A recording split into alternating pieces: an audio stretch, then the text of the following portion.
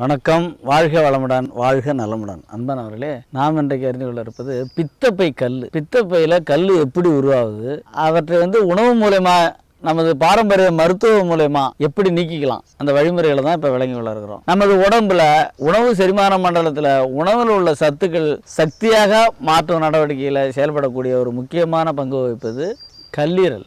கல்லீரலில் இருந்து கொடுக்கப்படக்கூடிய பித்த நீர். இந்த பித்த நீரை சேமித்து வச்சிருக்கக்கூடிய சிறிய பை போன்ற அமைப்பு தான் பித்தப்பை. இந்த பித்தப்பையிலிருந்து கல்லீரலில் இருந்தும் கொடுக்கப்படுகிற பித்த நீரானது நமது உணவின் மூலம் கொடுக்கப்படுகிற கொழுப்பு பொருட்களை நுண்ணிய துகள்களாக நீரில் கரையக்கூடிய அளவுக்கு சிதைச்சி அதை வழங்கக்கூடிய முக்கிய வேலையை செய்ய உதவுது. இவைகளில் தடை ஏற்பட்டால் இந்த கல்லீரலும் பித்தப்பையில் உள்ள நீரும் சரிவர தனது வேலையை செய்யலைன்னா கல்லீரலில் கெட்ட கொழுப்பு படிஞ்சு ஃபேட்டி லிவர் ஆகும். இந்த கெட்ட கொழுப்பு இரத்த குழாயில் படியும். அதுவே இதய இரத்த குழாயில் படிஞ்சா ஹார்ட் அட்டாக்கு வரும். இவ்வளவு முக்கியத்துவம் வாய்ந்த இந்த பித்தப்பையை ரொம்ப ஆரோக்கியமாக வைத்திருக்கிறது ரொம்ப அவசியம். இந்த பித்தப்பையானது நமது வலது மார்பு கூட்டினுடைய கீழ்ப்பகுதியில் அடங்கியுள்ள அந்த கல்லீரலினுடைய உட்புறம் பாதுகாப்பான அந்த பள்ள பகுதியில் அந்த கல்லீரலோட இணைவாக அமைஞ்சிருக்கும். சரி, இந்த பித்தப்பையில் கல் உருவாவது எப்படி அப்படின்னு பார்ப்போம். பித்தப்பையில கற்கள் ஏற்பட்டதுனாக்க உடம்புல எந்தெந்த விதமான தொந்தரவுகள் உருவாகும், அதை எப்படி உணர்ந்துகிறது அப்படின்றதையும் பார்க்க போறோம். முதலாவதா இந்த பித்தப்பையில கல் உருவானா என்ன ஏற்படும் அப்படின்னா, செரிமான மந்தம் ஏற்படும், வயிறு உப்புசம் ஏற்படும், வலது மார்புக்கு கீழ்ப்பகுதியில் வலி ஏற்படும். அது தொடர்ந்து அப்படியே பின்பக்கம் வரையும் பரவும். அடிக்கடி வாந்தி உணர்வு வரும், வாந்தியும் வரும், ஜுரமும் வரும். இந்த குறிகுணங்கள் இருந்ததுன்னா பித்தப்பையில கல் உருவாயிருக்கு அப்படின்னு ஓரளவு ஊர்ஜிதம் பண்ணிக்கலாம். அல்ட்ராசவுண்ட் ஸ்கேன் மூலமாகவும் இதை உறுதி செஞ்சுக்கலாம். அந்த பித்தப்பை கற்கள் கொழுப்பும் உப்பும் சேர்ந்த படிகங்களாக இருக்கும். பித்தப்பை கற்கள் வேற, சிறுநீரக கற்கள்ன்றது வேற. இந்த பித்தப்பை கற்கள் உருவாகாமல் இருக்கிறதுக்கு எளிதில் ஜீரணமாகக்கூடிய கழிவுகளை எளிதாக நீக்கக்கூடிய தேவையான நார்ச்சத்து மிகுந்த உணவுகளை சாப்பிடணும். காய்கறி கீரைகளில் இது நிறைய இருக்கு. அதனால காய் கீரையெல்லாம் மிகுதியாக விரும்பி சாப்பிடணும். இதனை தவிர்ப்பதால கெட்ட கொழுப்பு நிறைந்த அந்த உணவுகளை விரும்பி சாப்பிடுவதாலும், பொதுவாக எண்ணெயில் பொரிச்ச பண்டங்களை அடிக்கடி அசைவ உணவுகளை சாப்பிடுவதாலும், மலச்சிக்கல் உண்டாவதாலும், வேளா வேலைக்கு சாப்பிடாம நேரம் தவறி சாப்பிட்றதாலும் உடல் அதிக உஷ்ணம் காரணமாகும். தேவையான அளவுக்கு தண்ணீர் குடிக்காததாலும், தேவையற்ற தேங்கிய உபரியான செல்லுபடியாகாத கெட்ட கொழுப்புகளும் அந்த உப்புகளும் சேர்ந்துதான் பித்தப்பையில கற்களாக உருவாகுது. இது ஒன்றா இருக்கலாம் அல்லது பலவாக இருக்கலாம்.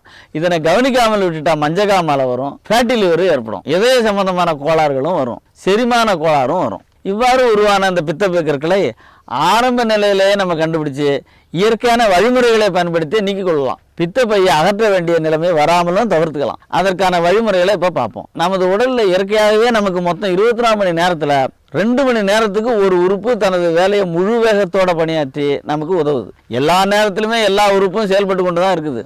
ஆனால் உடல் கடிகாரப்படி 6 உறுப்புகளில் ஒவ்வொரு உறுப்பும் 2 மணி நேரம் தனது வேலையை முழு வேகத்தோடு செய்யும். அதன்படி அந்தந்த நேரத்தில் அந்த உறுப்புக்கு நன்றாக செயல்படுறதுக்கு நம்ம ஒத்துழைப்பு தராதுன்னா அது சார்ந்த நோய் வரும். உடல் உறுப்பு கடிகாரம் பற்றி இன்னொரு வீடியோவில் விளக்கமாக சொல்கிறேன். அதன்படி பார்த்தோம்னா, இப்போ இரவு 11 மணியிலிருந்து ஒரு மணி வரை பித்தப்பைக்கான நேரம். அந்த நேரத்தில் அவசியம் நன்றாக தூங்கிடும். சரி, இப்போ பித்தப்பை கல்லை இயற்கையான முறையை கரைக்கிறதுக்கு செய்ய வேண்டிய நம்ம வீட்டிலேயே செஞ்சக்கூடிய வழிமுறைகளை பார்ப்போம். தினசரி காலையில் வெறும் வயிற்றுல கருவேப்பிலை ஜூஸ் சாப்பிடணும். இல்லைன்னா மாதுளை, அன்னாச்சி, பப்பாளி இவை 3ம் சேர்ந்து சாப்பிடலாம், அல்லது தனித்தனியாகவும் சாப்பிடலாம். இது ஒரு 2 டம்ளர் அளவுக்கு சாப்பிடலாம். அடுத்தது திரிபலா சூரணம் 3 வேளையுமே எடுத்துக்கொள்ளணும். திரிபலா சூரணம் நாட்டு மருந்து கடையில் கிடைக்கும். கடுக்காய், நெல்லிக்காய், தாண்டிக்காய் அடங்கிய அந்த திரிபலா சூரணத்தை 3 வேளையுமே எடுத்துக்கணும். அதுல ஒரு ஸ்பூன் எடுத்து 1/2 டம்ளர் வெந்நீரில் கலந்து குடிக்கணும். இதனை உணவுக்கு பின்னால சாப்பிடணும். ஆக ஒரு வேளை பழ உணவாகவே எடுத்துக்கணும். சமையல் செஞ்ச உணவை ஒரு வேளை தவிர்க்கணும். மதிய உணவுக்கு பின்னால் கொத்தமல்லி தழை ஒரு கைப்பிடி அளவுக்கும் 5 கிராம் இஞ்சி தோல் நீக்கிய இஞ்சி துண்டையும் இதை மிக்சியில் அடித்து அந்த சாரோட ஒரு முழு எலுமிச்சம்பழ சாரையும் கலந்து கொஞ்சம் கருப்பட்டி வெல்லத்தையும் கலந்து இதை குடிக்கணும் சாப்பாட்டுக்கு பிறகு மதியத்தில். அப்புறம் புளிப்பான உணவு, டீ, காப்பி இதெல்லாம் தவிர்த்துடணும். வயிறு பகுதி மடிகிற மாதிரி ஏதானும் ஒரு எளிய பயிற்சி செய்யணும். எதுவுமே முடியலனாலும் ஒரு ஜன்னலை பிடிச்சிக்கிட்டு கீழே உட்காந்தாவது எழுந்திருக்கணும். மாலை ஒரு 6 மணிக்கு 200 மில்லி தண்ணியில் ஒரு கைப்பிடி புதினா கீரை தெரியும், அதையும் 5 பூண்டு பல், ஒரு வெத்தலை, 5 மிளகு இதை மிக்சியில் அடித்து ஜூஸாக எடுத்து சாப்பிடணும். இது சாயந்தரம் ஒரு 6 மணிக்கு.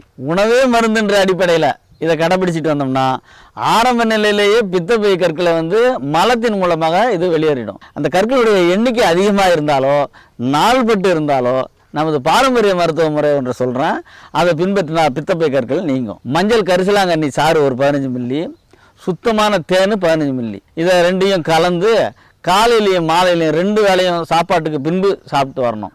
இல்லைன்னா ஆமணுக்கு எண்ணெய் 1 லிட்ரு, வெள்ளைப்பூண்டு சாறு 1/2 லிட்ரு, இந்துப்பு 30 கிராமு, பெருங்காயம் 10 கிராமு, பால் பெருங்காயம், இதெல்லாம் வந்து தைல பதமாக காய்ச்சி வடித்து வச்சுக்கிட்டு இதிலிருந்து தினசரி ஒரு 60 மில்லி பசும்பாலில் இதை கலந்து இதெல்லாம் வடித்து வச்சுக்கிட்டு ரெடி பண்ணி வச்சுக்கிட்டு தினசரி ஒரு 60 மில்லி பசும்பாலில் இந்த எண்ணெயை 15 மில்லியை சேர்த்து இதை இரவில் உணவுக்கு பின் இப்படி ஒரு 48 நாள் சாப்பிட்டு வந்தோம்னா பித்தப்பை கற்கள் மலத்தின் மூலமாக வெளியேறும். பித்தப்பை கற்களால் பாதிக்கப்பட்டவங்க மேற்சொன்ன எளிமையான வழிமுறைகளை பயன்படுத்தி எந்தவித பக்க விளைவுகளுமே இல்லாமல் நிவாரணம் பெற அன்புடன் கேட்டுக்கொள்கிறேன். நன்றி. வாழ்க நலமுடன், வாழ்க வளமுடன்.